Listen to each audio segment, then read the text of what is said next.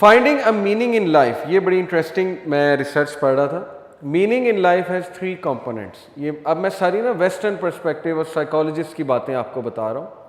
वो कहते हैं कि ज़िंदगी को मीनिंगफुल बामायनी बनाने के 3 कंपोनेंट्स हैं। Number 1 coherence, number 3 purpose and number 3 significance. Coherence से क्या मुराद है, सिग्निफिकेंस से क्या मुराद है, I will come to it. ये नेक्स्ट स्लाइड में आप देखें। A sense of coherence develops around 3 distinct mechanisms.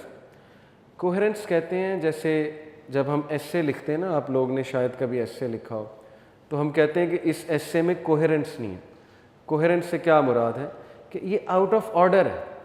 आप एक बात कर रहे हैं, मिसाल के तौर पे आप एनर्जी क्राइसिस पे एस्से लिख रहे हैं, आप पहले टॉपिक लेकर आ रहे हैं कि पाकिस्तान में बहुत ज़्यादा एनर्जी क्राइसिस है, और उसके बाद आप अचानक एक और टॉपिक शुरू कर देते हैं कि पाकिस्तान में वुमेन राइट्स के भी बहुत इश्यूज हैं। दोनों की क्या आपस में कोहेरेंस है? एनर्जी क्राइसिस टॉपिक है, उस पर रहें। तो जब तक ज़िंदगी में कोहेरेंस नहीं होती, ज़िंदगी मीनिंगलेस है। हमारी ज़िंदगी में कोहेरेंस की बहुत कमी है। अगर आप कभी बैठकर सोचें, कोई डायरेक्शन नहीं है, रैंडम चीज़ें चल रही हैं, ठीक है ना। अब कोहेरेंस कब आती है?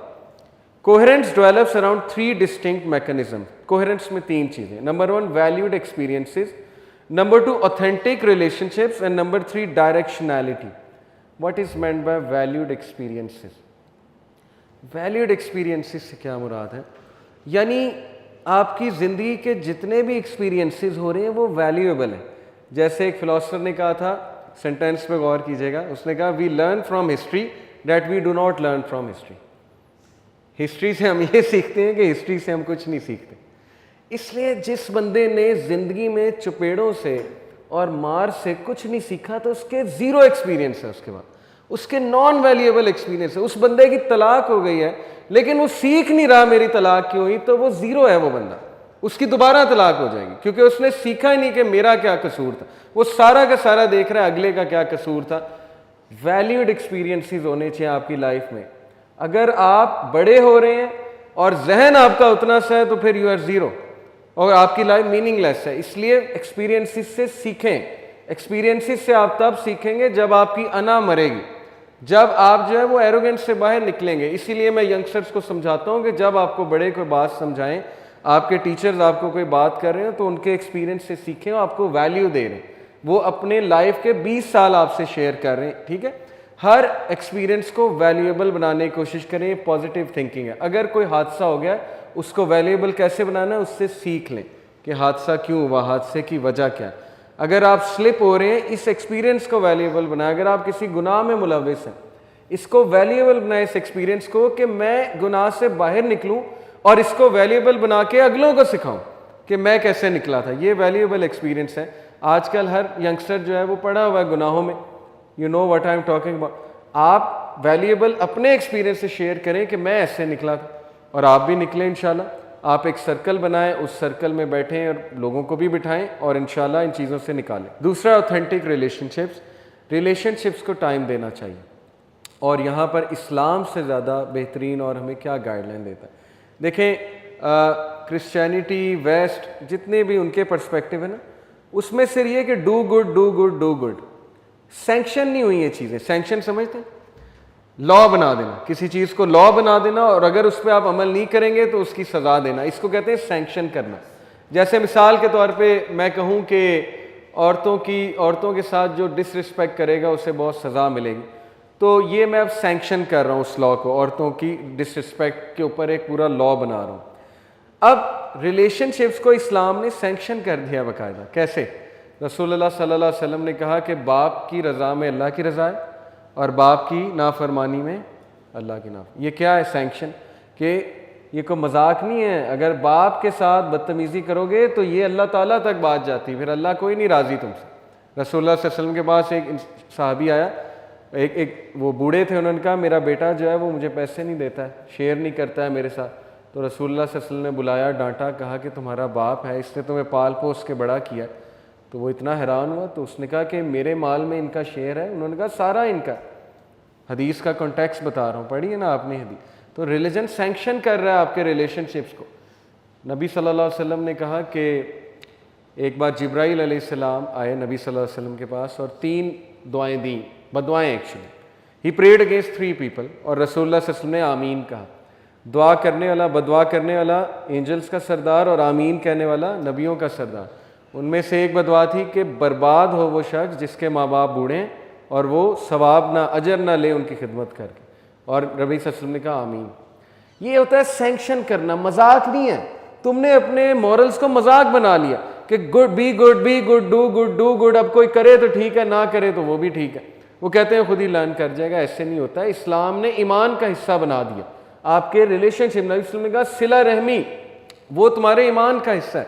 जो कता तालकी करेगा अल्लाह ताला उसके साथ जो है वो ला तालकी का इजहार करेगा क़यामत वाले दिन। ये ईमान का हिस्सा बना दिया।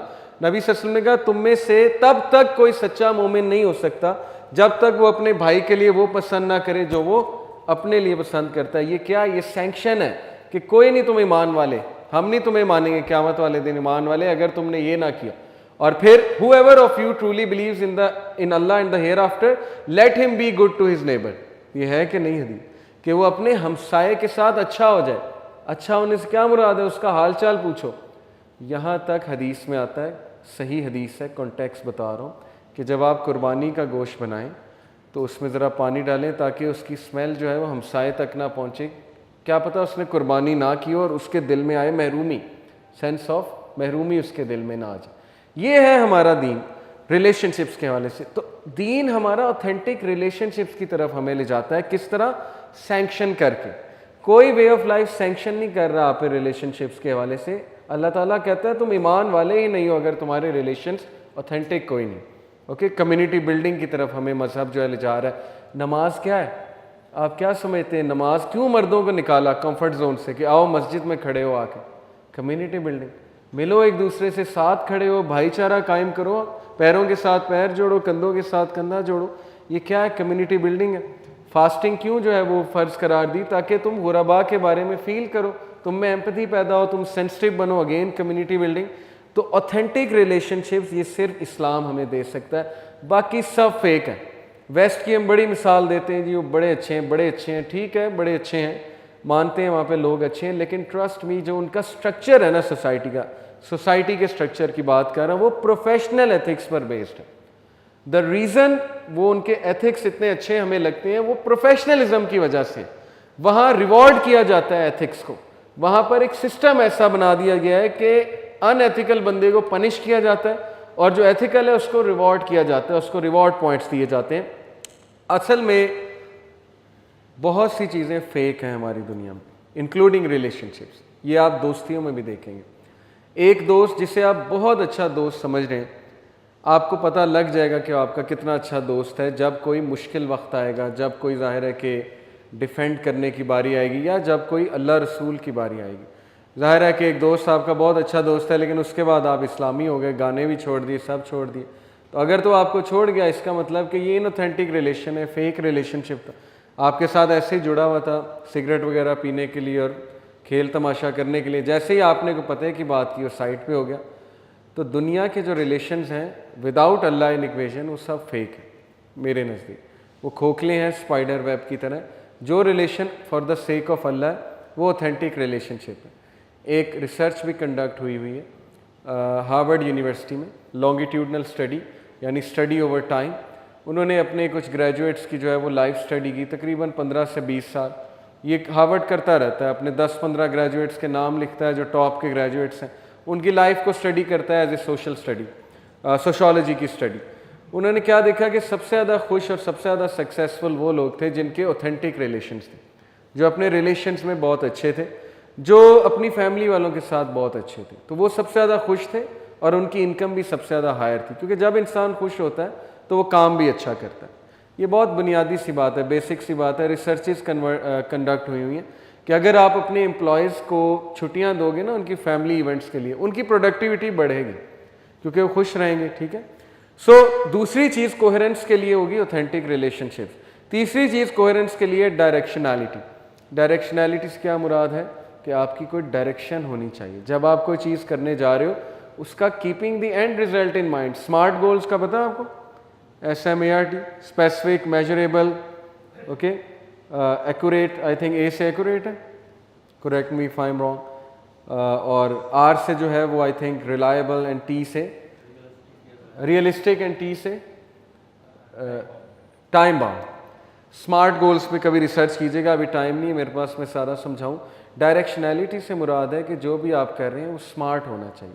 साल के तौर पे एक बंदा जिम ज्वाइन करता है, अब एंड रिजल्ट क्या है जिम ज्वाइन करने का? अगर वो कहता है बॉडी बनानी है, ठीक है, ये भी एक गोल है, बॉडी बनानी है, लेकिन कितने टाइम में बनानी है? टाइम बाउंड होना चाहिए ना, रियलिस्टिक होना चाहिए। वो कहता है कि मैं डेली 10 घंटे जिम करूंगा, या अनरियलिस्टिक है, हीरो बन के, ओके, दूसरे दिन बिस्तर पे पड़ जाएगा।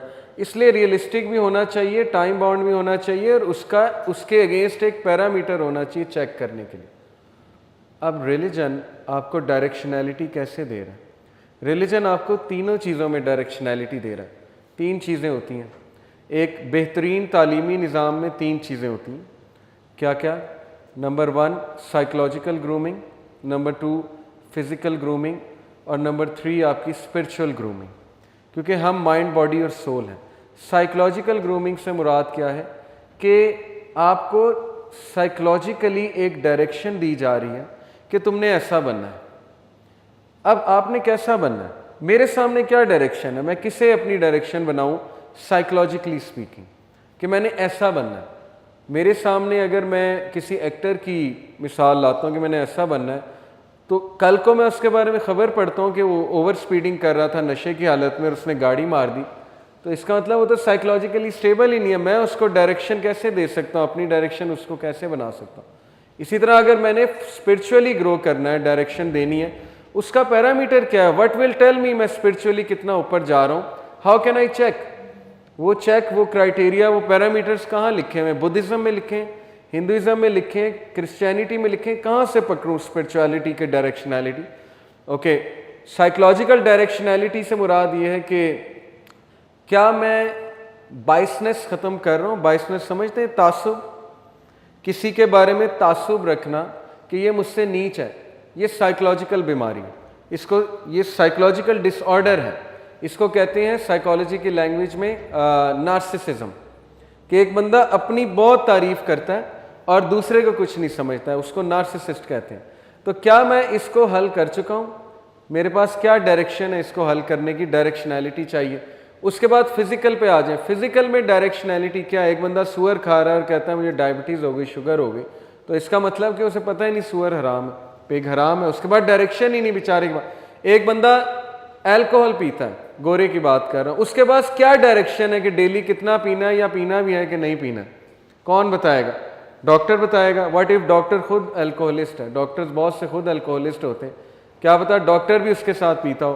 तो डायरेक्शनैलिटी कहाँ है? इसलिए रिलीजन के सिवा डायरेक्शनैलिटी आपको कोई चीज़ नहीं दे सकती। हाँ, थोड़ी बहुत चीज़ों में मिल जाएगी, लेकिन ये कि अगर आप कॉम्प्रीहेंसिव डायरेक्शनैलिटी चाहते हैं इन ऑल 3 डोमेन्स, कौन सी? Psychological, physical, spiritual. Physical directionality इतनी ज़्यादा इस्लाम में कि अल्लाह के नबी ने हमें तहारत सिखाई। कितनी ज़बरदस्त डायरेक्शनैलिटी के वॉशरूम करके तहारत करो, वरना बीमार हो जाओगे, गंदगी लगेगी। जाहिर है कि तुम्हारे जो प्राइवेट पार्ट्स हैं उन पर गंदगी लगी होती है, उनको तहारत करो, पानी से करो। पूरी तहारत सिखाई अल्लाह के नबी सल्लल्लाहु अलैहि वसल्लम ने। सर्कमसिशन का हुक्म दिया मैन को अल्लाह के नबी सल्लल्लाहु अलैहि वसल्लम ने, बच्चों के हवाले से। फिज़िकली अल्लाह के नबी ने एक एक चीज़ बताई, ये हलाल है, ये हराम है, मत खाओ, तुम्हारी बॉडी इन्हें डाइजेस्ट नहीं कर सकेगी। सुअर हराम करार दिया, अल्कोहल हराम करार दिया, एक एक परिंदे के बारे में बताया, सी क्रिएचर के बारे में बताया। और क्या हमें डायरेक्शनैलिटी चाहिए? उन बेचारों के पास तो डायरेक्शनैलिटी है ही कोई नहीं, वो तो तजर्बे कर रहे हैं। वो शायद 10 साल बाद जब पिग्स के बारे में इतनी रिसर्च आ जाए कि now they have enough data कि यार पिग तो बहुत हराम, बहुत ज़्यादा ख़राब है, तो फिर शायद वो पिग को बैन ही कर दें। बाय द वे स्पोर्ट्समैन, आपको पता है ना, अल्कोहल बिल्कुल नहीं पीते, उनके लिए बैन है, अल्कोहल पीना उनके लिए बैन होता है। तो हम कहते हैं कि जब डॉक्टर बता रहा है तो बैन कर दिया, जब अल्लाह रसूल बता रहे हैं तब मानना ही नहीं। इसका मतलब एरोगेंस है। ओके, तो अगर आपने अपनी लाइफ को कोहेरेंट बनाना है तो 3 चीज़ें लाइफ में लेकर आए। कैसे? वैल्यूड एक्सपीरियंस, अपने हर एक्सपीरियंस से सीखें, नोट डाउन करें, ठीक है, और उससे सीखें और आइंदा उससे रिपीट ना करें। हदीस से साबित है, अल्लाह के नबी सल्लल्लाहु अलैहि वसल्लम ने कहा मोमिन एक सुराख से 2 बार नहीं डसा जाता। अक्लमंद बने। ओके, वैल्यू लें, वैल्यू बनाए अपने एक्सपीरियंस को, ऑथेंटिक बनाए अपने रिलेशंस को, फेक ना बनाए। किसी से दोस्ती कर रहे हैं तो देखें क्यों कर रहा हूँ, क्या ये दोस्त मुझे अल्लाह के करीब कर रहा है, क्या ये दोस्त मुझे अच्छी चीज़ें सिखा रहा है, क्या इससे मैं विजडम गेन कर रहा हूँ, या ये मुझे डम बना रहा है, या ये मुझे यूट्यूब की ऐसी वीडियोस दिखाने में लगा रहा है जो स्टूपिड वीडियोस है। मतलब ना मेरा नॉलेज बढ़ रहा है, ना मेरा ईमान बढ़ रहा है। What kind of a friend he or she is. Okay, तो ऑथेंटिक रिलेशनशिप्स बनाएं और रिलेशनशिप्स की बहुत कदर करें, ख़ुसूसन माँ बाप के साथ, और टाइम दें उन्हें। मैंडेटरी जो रिलेशंस हैं उनको बहुत टाइम दें, उन पे इन्वेस्ट करें खुदा के लिए, क्योंकि कल को आपकी जनरेशन्स आपके लिए या सदका जारिया बनेंगी या वबाल बनेंगी। तो उनको टाइम देना शुरू करें।